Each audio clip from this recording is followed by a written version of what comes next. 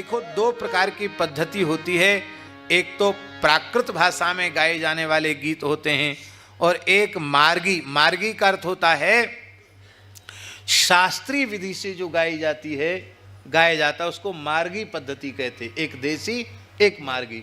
तो मार्गी पद्धति में शास्त्रीय संगीत की शैली में कुशलभ ने गाया। अब महाराज जी सभी पात्र उपस्थित हैं, सबको बुला लिया गया है। हाँ, सुग्रीव जी भी उपस्थित हैं, हनुमान जी उपस्थित हैं, जनकपुर के लोग, जनक जी उपस्थित हैं, सब लोग उपस्थित हैं और देवता, ऋषि, महर्षि, यक्ष, गंधर्व, किन्नर सब उपस्थित हैं। और महाराज ये सुना रहे हैं, हलादयत सर्वगात्राणि मनांस हृदयांच श्रोत्राश्रय सुखम कियम तद्भवो जन संसदी। सबका हृदय आनंद से भर गया, सब बहुत आनंद पूर्वक श्रवण कर रहे हैं। सुनते सुनते सुनते सुनते सुनते सुनते ऐसी विलक्षण घटना घटी। अब देखो बहुत ऊंची बात, हनुमान जी राम जी के चरणों में बैठे हैं, बड़े लाड़ से, बड़े प्यार से, बड़े भाव से रघुनाथ जी के चरण दबा रहे हैं। लेकिन अब राम जी, और राम जी की ओर देखते, ये हनुमान जी की झांकी है, राम जी का चरण, हाथ चरण की ओर देखते, कभी मुखारबिंद की ओर देखते। लेकिन कथा राम जी से आगे निकल गई, राम जी की कथा राम जी से आगे निकल गई। अब राम जी की ओर नहीं देख रहे हैं, हनुमान जी किसकी ओर देख रहे हैं? वक्ता महानुभाव की ओर देख रहे हैं। और हाथ ऐसे ही का ऐसा रह गया और राम जी की दृष्टि सदा हनुमान जी पर रहती, पर राम जी की नजर भी वक्ताओं के मुखारबिंद पर है। सुनते सुनते राम जी भूल गए कि ये किसकी कथा हो रही है, ये भूल गए कि मेरा ही चरित्र गाया जा रहा है। वो कहने लगे कि अरे इतना उदात्त उत्तमोत्तम आदर्श चरित्र, इसको तो नीचे बैठ के सुनना चाहिए। मुझे लोग मर्यादा पुरुषोत्तम कहते हैं और मैं इतने ऊंचे सिंहासन पर बैठकर इतने उदात्त चरित्र को सुन रहा हूं, ये तो मर्यादा के विरुद्ध है, तो मुझे तो नीचे बैठकर सुनना चाहिए। कथा श्रवण का जो लाभ है वो सन्मुख बैठ करके ही मिलता है, दाएं बाएं बैठने वालों को कथा का उतना लाभ नहीं मिलता है। आप किसी पात्र में वस्तु को उड़े लें तो पात्र नीचे होगा और जो भरने वाला पात्र है वो ऊपर होगा, और जिसमें भरा जा रहा वो उस पात्र से ऊपर हो तो उसमें वस्तु जाएगी? नहीं जाएगी, नीचे बैठना चाहिए। तो राम जी, महाराज जी, राम जी अपने सिंहासन से उठे नहीं, उठे नहीं राम जी। क्यों नहीं उठे? गोविंद राज स्वामी लिखते हैं कि यदि हम उठेंगे तो परिषद उठ जाएगी। हम उठते, हमारे सिंहासन से उठते ही सब उठ के खड़े हो जाएंगे, और कथा में विघ्न डालने से बड़ा पाप कोई दूसरा नहीं। कथा में विघ्न नहीं डालना चाहिए। एक भगवत प्राप्त संत थे पंडित श्री विजय रामदास जी महाराज, कनेता वाले महाराज जी, परम विद्वान थे, और हमारी कथा खाक चौक में चल रही थी। आश्चर्य की बात है आचार्य जी, जहां लोगों ने जूता चप्पल उतारे थे वहां भी महापुरुष बैठ गए। 3 घंटे तक बैठे रहे, पता ही नहीं चला कि कौन आकर वहां बैठ गया।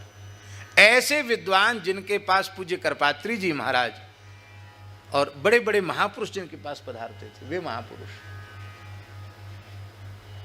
महाराज जी थे। पहाड़ी बाबा महाराज, महाराज ने कह रहे पंडित जी आप यहाँ बैठ गए, आपके लिए तो वहाँ आसन लगाया था। बोले मेरे आते ही सब उठ के खड़े हो जाते, व्यास जी भी हो सकता आसन छोड़ के खड़े हो जाते, तो मैं इतना बड़ा पाप करने थोड़ी आया था।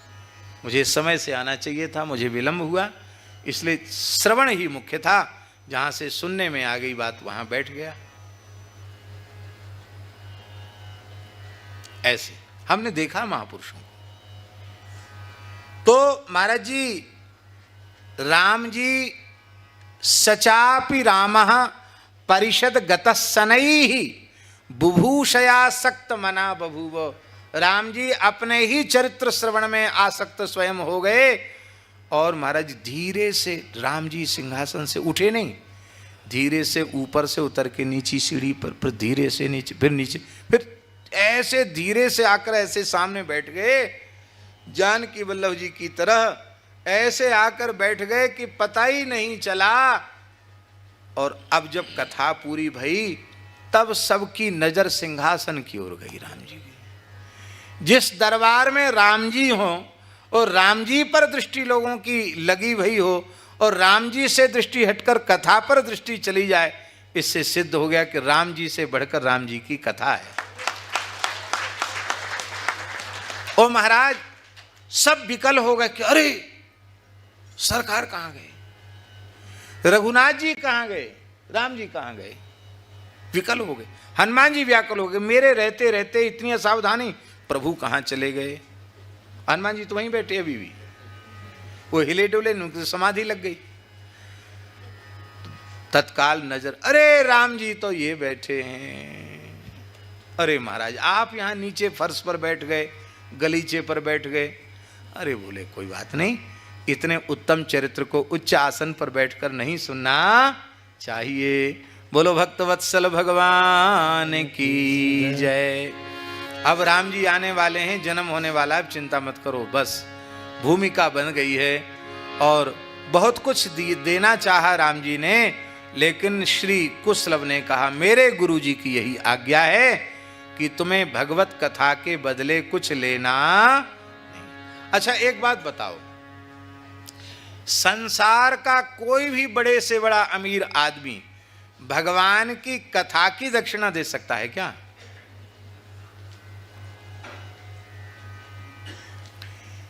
ये जो परंपरा शास्त्र की है वह केवल विधि मात्र का निर्वाह है, ये कथा कीर्तन का मूल्य नहीं है। क्या दक्षिणा होगी भगवान के नाम की? क्या दक्षिणा? भगवान की कथा की क्या दक्षिणा? बोले हमारे गुरुजी ने यही बताया है। राम जी बोले हम कुछ न कुछ तो देंगे तुमको, बिना दिए मानेंगे नहीं, कुछ न कुछ तो देंगे। तुम कहते हम कुछ नहीं लेंगे, हमारे गुरुजी ने मना किया है। हम ऐसी चीज देंगे कि तुम्हारे गुरुजी भी मना नहीं कर पाएंगे। क्या देंगे? राम जी ने उठ करके कुशलभ को छाती से लगा लिया, अपना सर्वस्वभूत आलिंगन प्रदान कर दिया, मानो कथा की दक्षिणा के रूप में राम जी ने अपने आप को न्यौछावर कर दिया। भैया जो भगवान की कथा निष्काम और निर्लोभ भाव से गाते हैं, कभी न कभी ठाकुर जी द्रवित होकर अपने आप को ही लुटा देते हैं उनके ऊपर। बोलो भक्तवत्सल भगवान की जय। अब तो महाराज सबसे पहले अयोध्या जी का स्मरण। अयोध्या नाम नगरी तत्रासी लोक विश्रुता मनुना मानवेंद्रेण या पुरी निर्मिता स्वयं। अयोध्या की विस्तृत चर्चा हम अनेक प्रसंगों में कर चुके हैं। आज जन्म तक पहुंचना है, इसलिए हम नमस्कार करते हैं। ये अयोध्या कोई सामान्य नगरी नहीं है, ये साक्षात भगवान का त्रिपाद विभूतिस्थ वैकुंठ महामणि मंडप अयोध्या है। वो अयोध्या धरती पर प्रकट भई है। शरयू जी भगवान के नेत्रों से प्रकट भई हैं, वो मान सरोवर से चल करके अयोध्या तक आई हैं। और ब्रह्मा जी को भगवान ने जो अपना आत्मविग्रह प्रदान किया है, वे श्री रंगनाथ भगवान अयोध्या के कुल देवता के रूप में प्रकट भये हैं। सारी धरती शेष जी के मस्तक पर है, पर अयोध्या शेष जी के मस्तक पर नहीं है। ये चक्र के ऊपर, या चक्रों पर विराजते, भगवान के सुदर्शन चक्र के ऊपर अयोध्या जी विराजमान है। अयोध्या में हिंदू मुसलमान का भेद नहीं, कोई भी मनुष्य भीतर चला जाए, अयोध्या की पंचकोशी में पैर रखते ही शंख चक्रांकित हो जाता है, अयोध्या में पहुँचते ही वैष्णव हो जाता है। अयोध्या तो अयोध्या है, अयोध्या पूरी मस्तकम, भगवान का ललाट है, भगवान का मस्तक है अयोध्या। आहा, सप्तपुरियों में सबसे पहली है अयोध्या, मथुरा, माया, काशी, कांची, यवंतिका, पुरी, द्वारावती, गेया, सप्तैता, मोक्षदायिका। कहाँ रहना चाहिए, किस देश में रहना चाहिए, किस क्षेत्र में रहना चाहिए? बोले जहाँ का दाना पानी अच्छा हो। कहाँ रहना चाहिए? अरे सब लोग दाना पानी के लिए तो हैं जहाँ जहाँ हैं। कहाँ रहना चाहिए? बोले जहाँ का दाना पानी अच्छा हो। और दाना पानी अच्छा ना हो, वहाँ जाके तबीयत बिगड़ जाए तो वहाँ रह के करोगे क्या? दाना पानी तो बढ़िया होना चाहिए। अयोध्या जैसा दाना पानी तीनों लोकों में कहीं नहीं है। महर्षि वाल्मीकि के शब्दों में, शाली तंडुल संपूर्णाम इक्षुकांड रसोदकाम। साली नामक सुंदर सुगंधित चावल, उससे गम गम गम गम गमक रहा है अयोध्या से। खूब बढ़िया धान होती है। और पानी, पानी, अरे बोले पानी तो है ही नहीं अयोध्या में। इक्षुकांड रसोदकाम, इतना मीठा जल है मानो गन्ने का रस। हमारे ब्रज में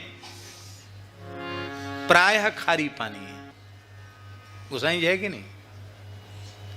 मीठा पानी है तो कहीं दूर। ठाकुर जी ने सब अपनी लीला के लिए व्यवस्था बनाए रखी। घर में मीठो पानी निकल आएगा तो गोपियों के मनोरथ की पूर्ति कैसे होगी? आज ठाडोरी बिहारी यमुना तट पे कैसे होगा? या तो मीठे जल के लिए जमुना जी जाना पड़ेगा या कहीं दूसरे दूर कुएं पे जाना पड़ेगा, वहाँ खारी है। अयोध्या में लोग जानते ही नहीं कि पानी भी खारा होता है क्या। लोग नहीं समझते वहाँ के मीठा पानी एवं बढ़िया मिठास से युक्त पानी। वो अयोध्या जी में ही सरयू जी के जल में महाप्रसाद बनाया जाए चावल, आ क्या कहना। उसमें वेद लक्षणा भारतीय देसी गाय का बड़े कड़काया हुआ बिलोना घी और छोड़ दिया जाए। फिर 56 भोग 36 व्यंजन नतमस्तक हैं उसके सामने। अरे क्या कहना, सुपोदन सुरभि सरपी, क्या कहना। ऐसे अयोध्या में श्री दशरथ जी महाराज तस्याम पुर्याम अयोध्यायाम वेदविद सर्व संग्रह दीर्घदर्शी महातेजा पौरजान पद प्रिया। वेदविद, वेदों के विद्वान, सर्व संग्रही, दीर्घदर्शी, महान तेजस्वी, प्रजा जिनको प्राण से अधिक प्रिय प्यार करती है, ऐसे महाराजा दशरथ इक्ष्वाकु वंश में अतिरथी, यज्ञ करने वाले, धर्म परायण और वशी, वशी माने परम जितेंद्रिय, महर्षि कल्पः, महर्षि कल्पः। वो राजा हैं लेकिन राजर्षि नहीं, महर्षि के जैसा उनका स्वरूप है। राजर्षि हैं, तीनों लोकों में उनका यश फैला हुआ है। बलवान हैं, कोई शत्रु उनके सामने सिर नहीं उठा सकता है, ऐसे जितेंद्रिय हैं।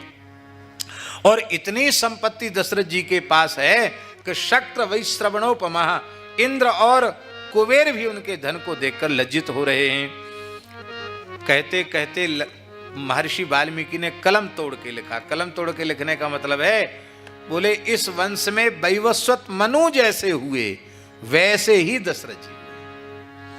यथा मनुर्महातेजा लोकस्य परिरक्षिता तथा दशरथो राजा लोकस्य परिरक्षिता। दशरथ गुण गण बरनी न जाहि, दशरथ गुण गण बरनी न जाहि, अधिक कहा जेहि सम जग नाही, अधिक कहा जेहि सम जग नाही। जासु स्नेह सकोच बस, राम प्रकट भय आए, जे हरहिया नैनन कबहू निरखे नहीं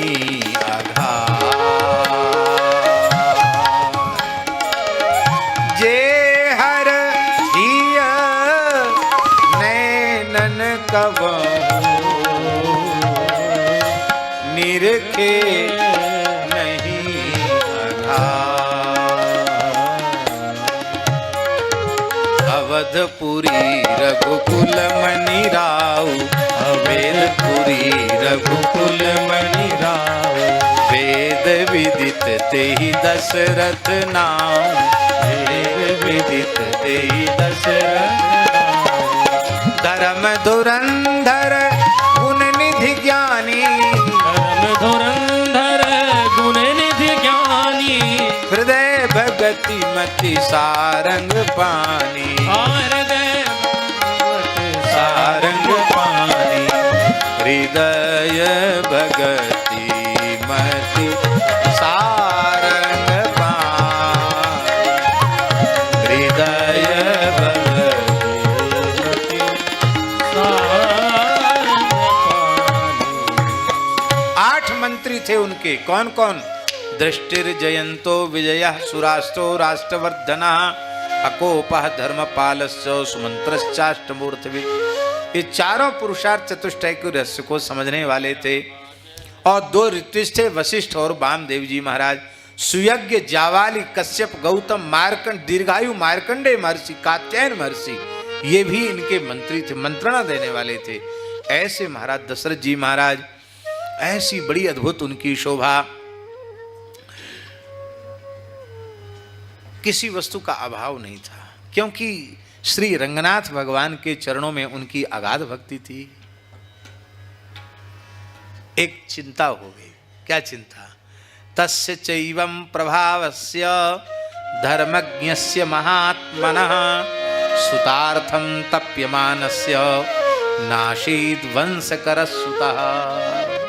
उनके मन में बड़ी चिंता हो गई कि आगे हमारे वंश में रंगनाथ भगवान की पूजा कैसे होगी, प्रजा की सेवा कैसे होगी, गौ ब्राह्मण संतों का सत्कार कैसे होगा। ये परंपरा अविच्छिन्न रूप से चलनी चाहिए। यह चिंता प्रत्येक गृहस्थ को करनी चाहिए। देखो, ये सबसे बड़ी पूंजी यही है कि आपके संस्कार आपकी पीढ़ी दर पीढ़ी तक चलते रहें। यही सबसे बड़ी पूंजी है।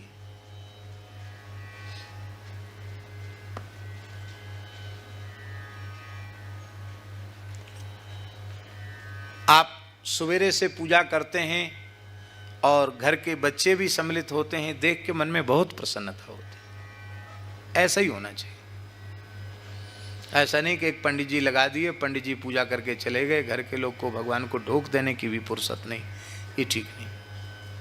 मेरी प्रार्थना है, यदि आप द्विजाति हैं, ब्राह्मण क्षत्रिय वैश्य हैं, तो आप समय से अपने बालकों का यज्ञोपवीत कराइए, शिखा सूत्र संपन्न बनाइए, उनको संध्योपासन सिखाइए, उच्च से उच्च शिक्षा दीजिए। देश विदेश चाहे जो कुछ प्राप्त करें वो, लेकिन उनकी जो मातृकुल पितृकुल की पवित्र परंपरा से जो धर्म के सदाचार के संस्कार प्राप्त हुए हैं, वही आपकी असली संपत्ति है। उसकी सुरक्षा कीजिए। आप लोग तो बहुत अच्छे हैं, बीज नष्ट नहीं होगा। आगे समय बहुत खराब आने वाला है। हमारे देखते देखते समय बदल गया। मारू जी, बड़े बड़े अमीर लोग आते थे हमारे महाराज पहाड़ी बाबा के यहाँ, अपने हाथ से झाड़ू लगाते थे, स्थान में सफाई करते थे, चटाई बिछा के लेट जाते थे।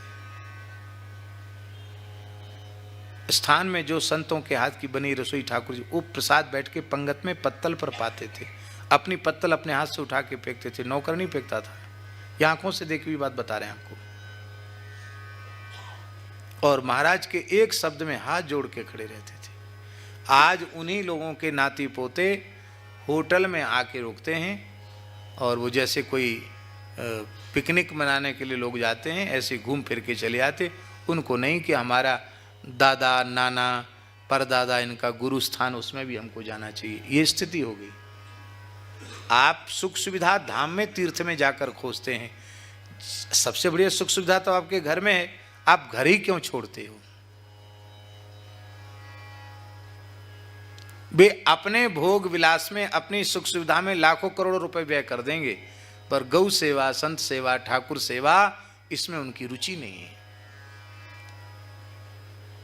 कई बार हमारे मन में आता कि ये जो पुराने संस्कारों वाले लोग हैं, इनके जाने के बाद संस्कारों का जिस तेजी से क्षरण हो रहा है, आगे क्या होगा। पहले माताएं सब याद रखती थी कौन सा त्योहार है, किस देवी का किस देवता का पूजन है, कब क्या करना है। अब नई पढ़ी लिखी लड़कियों को आप पता है कि कौन सा, उन्हें तो हिंदी महीना याद नहीं है, तिथियां याद नहीं है। उनसे आप आशा रखते हैं कि वो कुल धर्म का पालन करेंगी।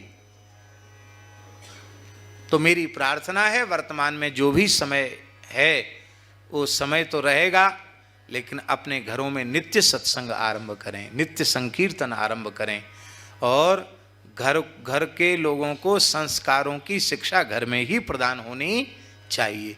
यही पूंजी है। तो महाराज जी ऐसा सुंदर उनका जीवन है। तो वंश कर सुतः, ऐसा पुत्र जो कुल धर्म का परंपरागत धर्म का पालन कर सके और ऐसा विचार करके एक बार भूपति मन माही भय गलान मोरे सुत नाही। और उन्होंने जाकर के महर्षि वशिष्ठ जी से निवेदन किया। वशिष्ठ जी ने कहा कि देखो सब बढ़िया काम हो जाएगा, अश्वमेध यज्ञ कीजिए, यज्ञ से संपूर्ण कामनाएं सहयज्ञाः प्रजाः सृष्ट्वा पुरोवाच प्रजापति अनेन प्रशविष्यध्वम अयं वो तुष्ट काम दुख। संपूर्ण कामनाओं की पूर्ति यज्ञ से हो जाती है। तो यज्ञ के लिए सुयज्ञ वामदेव जावाली कश्यप वशिष्ठा ऋषिगण पधारे। सबका वशिष्ठ दशरथ जी ने पूजन किया है और कहा भगवान मेरा मन है कि हम अश्वमेध यज्ञ के द्वारा भगवान रंगनाथ का यजन करें। वशिष्ठ जी ने, सभी ऋषियों ने कहा बहुत अच्छा महाराज, बहुत अच्छा, लेकिन आपको अश्वमेध के पहले पुत्रेष्टि करनी चाहिए पुत्र की प्राप्ति के लिए। और वह पुत्रेष्टि कौन कराएगा?